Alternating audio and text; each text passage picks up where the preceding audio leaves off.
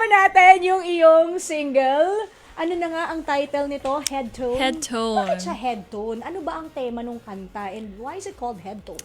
Well, basically, ano siya, medyo rated SPG talaga yung kanta. Parang nabasa ko nga yung lyrics eh. Yes. Parang medyo, some kind of sultry. Yung mga moments na napapa-head tone ka. Kaya head tone.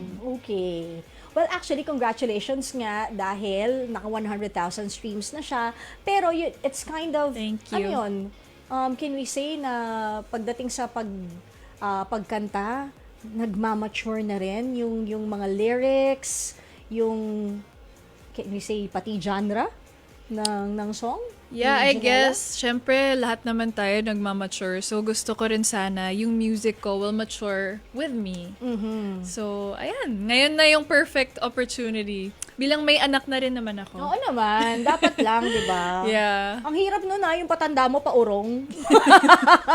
Iba yun, te. Di ba? Tama naman yan yung pumature ka ng pumature. Yes. Sino nagsulat ng Head Tone? Si Kiko Salazar and his band, Day One.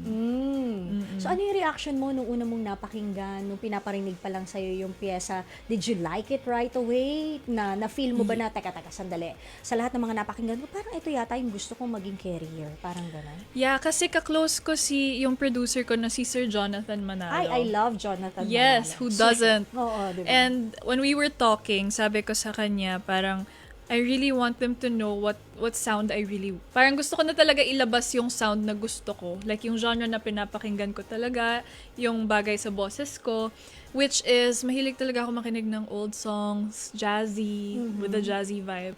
Pero syempre, I'm gonna have to make it more modern. So, sabi niya, ay, perfect. May sinulat si Kiko. Maybe you wanna hear it, ganyan. So, sabi ko, yeah, definitely. So, pinapunta niya ako sa isang studio at tinugtog nila para sa akin ng live with a band, Wow. yung Head Tone. And I really enjoyed it. Tapos sabi ko, ito na yung first single ko. So, ayan. And napakanta ka right away. Yeah. Made me hit that head tone agad. Yes. At, so, kumbaga, parang meant. Diba? Okay. So, ano naman yung feeling na ang dami talagang nagkandara pa sa iyong single? Ano Grabe yung naman. feeling, diba? Na tinangkili kasi siya talaga. Syempre, thankful ako sa mga tao na it's only my dream to be able to come back to music ulit after how many years. Kasi Exactly how many na nga ba? Matagal na nga ba? yung first album ko kasi, ni-release ko yun, ano lang ako noon, 16 years old.